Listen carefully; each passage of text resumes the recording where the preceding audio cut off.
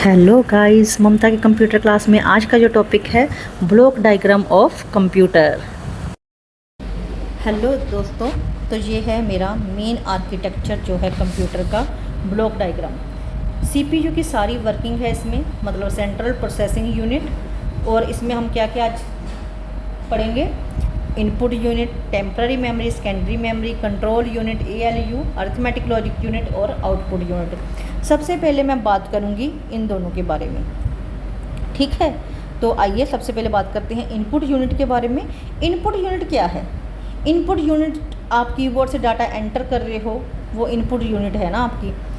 वो data input unit आपसे pick करती है, कलेक्ट करती है।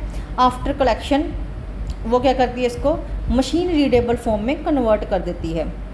अब मशीन रीडेबल फॉर्म क्या है? जो कंप्यूटर की बाइनरी लैंग्वेज है 0 और 1 की, आप इसको लो लेवल लैंग्वेज भी बोल सकते हो। अगर ये आपको टॉपिक आपको डिटेल में समझना है तो मेरा फर्स्ट लेक्चर देख लीजिए। जिन्होंने नहीं देखा, जिन्होंने देखा है बहुत अच्छी बात है, जिन्होंने नहीं देखा वो मेरा यूट्यूब का फर्स्ट टॉपिक जो है, फर्स्ट लेक्चर जो है, उसको एक बार ज़रूर देखिएगा, फिर आपको पता चल जाएगा मैं किस चीज़ की बात कर रही हूँ अच्छे से, ठीक है। तो जब ये उसको पिक करके किसके पास सेंड कर देता है? टेम्पररी मेमोरी के पास सेंड कर देता है, ठीक है। टेम्पररी मेमोरी में क्या होता है, सारे रिजल्ट तैयार हो के इसके पास हैं। अब वो किसको पास कर देगा? आउटपुट यूनिट को। अब आउटपुट यूनिट क्या करेगा? वापस से मशीन रीडेबल फॉर्म को यूज़र अंडरस्टैंडेबल फॉर्म में कन्वर्ट करेगा और मॉनिटर पर वो आपकी इन्फॉर्मेशन जो है वो डिस्प्ले हो जाएगी। जो आपके रिजल्ट हैं वो आपको अब दिखाई दे रहे हैं, ठीक है। अब मैं बात करूंगी टेम्पररी मेमोरी की और सेकेंडरी मेमोरी की, ठीक है। सबसे पहले मैं बात करूंगी टेम्पररी मेमोरी की। दोस्तों, ये अपने नाम से क्लियर करता है कि मैं टेम्पररी मेमोरी हूँ, कुछ टाइम के लिए हूँ, और जब तक आपका सिस्टम चल रहा है तब तक के लिए हूँ। तो ये रही आपकी रैम है, ये मतलब रैंडम एक्सेस मेमोरी, ठीक है। इसको आप कंप्यूटर की मेन मेमोरी भी बोल सकते हो, प्राइमरी मेमोरी भी बोल सकते हो, रैम भी बोल सकते हो, कंप्यूटर की फर्स्ट मेमोरी भी बोल सकते हो, क्योंकि ये सबसे ख़ास है। और इसमें जो इन्फॉर्मेशन है वो लंबे टाइम तक नहीं रहती। जब तक आपका कंप्यूटर सिस्टम स्विच ऑन है, वर्किंग ऑन है, तब तक इसमें जो इन्फॉर्मेशन है वो उसने उसको होल्ड किया हुआ है। जब कंप्यूटर सिस्टम आपका बंद हो गया, जो इसमें इन्फॉर्मेशन थी वो भी डिस्पियर हो जाएगी, वापस से आपको नहीं मिलेगी। अगर आप अपनी इन्फॉर्मेशन को अगले दिन भी देखना चाहते हो तो आपको सेव करनी पड़ेगी इन्फॉर्मेशन, और आफ्टर सेव वो किस में चले जाएगी? सेकेंडरी मेमोरी में चले जाएगी। सेकेंडरी मेमोरी में जो डाटा है वो क्या है? सेकेंडरी मेमोरी रोम, रीड ओनली मेमोरी।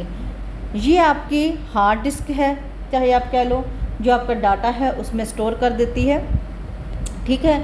और आप उसको लंबे टाइम तक स्टोर रख सकते हो बिकॉज ऑफ आपकी जो सेकेंडरी मेमोरी है। टेम्पररी मेमोरी ने आपको, मैंने ये लाइन जैसे ड्रॉ की है, अभी मैं चाहे कुछ लिख रही हूँ, है ना, कुछ भी लिख रही हूँ, चाहे मैं अपना नाम, ये मुझे स्क्रीन पर दिखाई दे रहा है बिकॉज ऑफ रैम, क्योंकि रैम जो है इसने इसको सारी की सारी इन्फॉर्मेशन को होल्ड किया हुआ है सिस्टम पर, ठीक है, अपनी पकड़ रखी हुई है इस पर।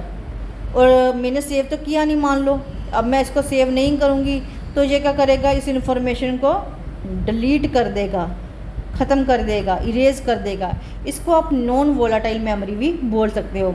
पर इसको ख़ास इसलिए है, जब आप कोई भी सॉफ्टवेयर इंस्टॉल करोगे तो सॉफ्टवेयर सीधा आपका सेकेंडरी में तो जाएगा नहीं, टेम्पररी मेमोरी उसको पकड़ेगी ना, मेन मेमोरी तो वही है। अब वो इंस्टॉलेशन के बाद सिस्टम में स्टोर हो जाएगी आपके हार्ड डिस्क में, बट जब तक वो इंस्टॉल हो रही है, उसके ऊपर आ रही है, वो किसने पकड़ा हुआ है? उसकी टेम्पररी मेमोरी ने पकड़ा हुआ है उसको। मोबाइल ही देख लीजिए आप, आपकी जो मोबाइल में जो ऐप हैं, है ना, आप जब इंस्टॉल करते हो वो सबसे पहले आपकी रैम में इंस्टॉल हो रही है, ठीक है। मान लीजिए आपकी जो रैम है वो 4 GB 8 GB की है। आजकल आप देख रहे हो जितनी भी ऐप्स हैं ना वो काफ़ी हैवी आ रही हैं। आप कोई भी गेमिंग ऐप भर लो या कुछ दूसरी ऐप जो वीडियो मोड वाली हैं वो भर लो, वो कितनी हैवी होती हैं, कोई कोई तो 3-3 GB की भी होती है ना।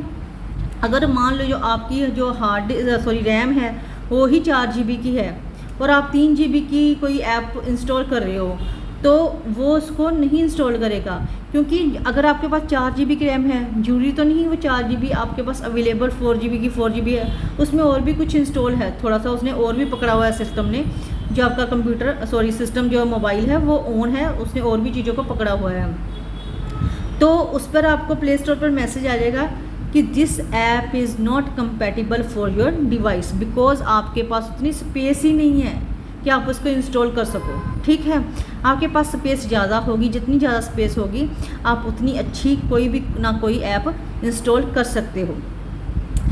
अगर आप बोलते हो कि मेरे पास 128 GB एक्सटर्नल है तो मेरी ऐप क्यों नहीं इंस्टॉल हो रही, बिकॉज़ आपके पास रैम कम है, इसलिए वो आपके पास स्टोर नहीं हो रही है, इंस्टॉल नहीं हो रही है।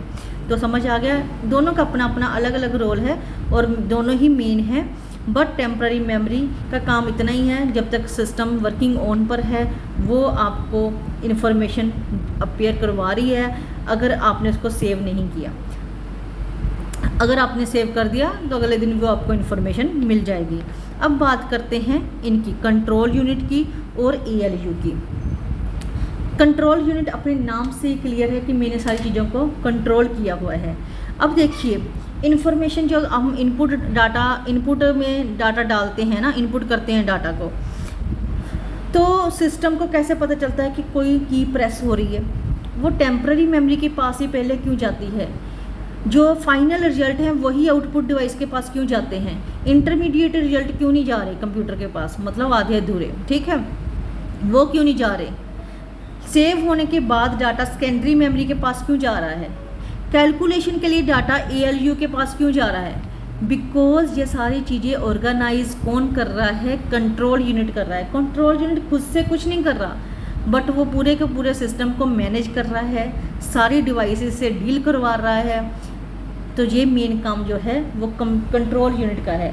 आप इसको चाहे कंप्यूटर का ब्रेन बोलो, चाहे ऑर्गेनाइज़र बोलो, मैनेजर बोलो, जो नाम देना चाहो दे सकते हो।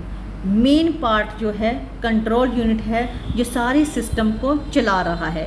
अब हम बात करते हैं ALU की, अर्थमेटिक लॉजिक यूनिट की। जितनी भी कैलकुलेशन है, जो हमारे अर्थमेटिक ऑपरेशन है, like addition, subtraction, multiplication, division और भी कुछ है ना, रिमाइंडर वगैरह, लेस देन, ग्रेटर देन, जितने भी जो कैलकुलेशंस हैं वो किस में हो रही हैं? ALU में हो रही हैं। ठीक है, और जितने भी रिजल्ट हैं वो, जैसे मान लो जो यूजर ने कोई एंटर किया डाटा, ठीक है, वो किसने टेम्प्ररी मेमोरी ने लिया, टेम्प्ररी मेमोरी ने किसको पास कर दिया? ALU ने डाटा को, रिजल्ट को तैयार किया, वापस से फिर से टेम्प्ररी मेमोरी को दे दिया, और टेम्प्ररी मेमोरी देखना जब उसके फाइनल रिजल्ट आ गए हैं उसने पास किसको कर देने हैं? आउटपुट यूनिट को। और ये सारे सिस्टम ऐसे ही चलता रहता है। दोस्तों देखो, किसी को भी कोई इस आज के टॉपिक में अगर कोई डाउट है प्लीज़ मुझसे कमेंट में ज़रूर शेयर करना। अगर आपको जो मशीन रीडेबल का टॉपिक नहीं पता लगा, प्लीज़ प्लीज़ प्लीज़ पहला लेक्चर देखो, उसमें सारी डिटेल है, आपको वहाँ से मिल जाएगी। ठीक है, उसका मैं लिंक जो है कमेंट बॉक्स में, जो डिस्क्रिप्शन बॉक्स में सॉरी, मैं डाल देती हूँ ताकि आपको कोई दिक्कत ना हो। वैसे तो ईज़िली मिल जाएगा, बिकॉज़ मेरा न्यू चैनल है, अभी मेरे ख्याल से 6th वीडियो ही आ रही है, या 6th और 7th, तो देख लीजिएगा।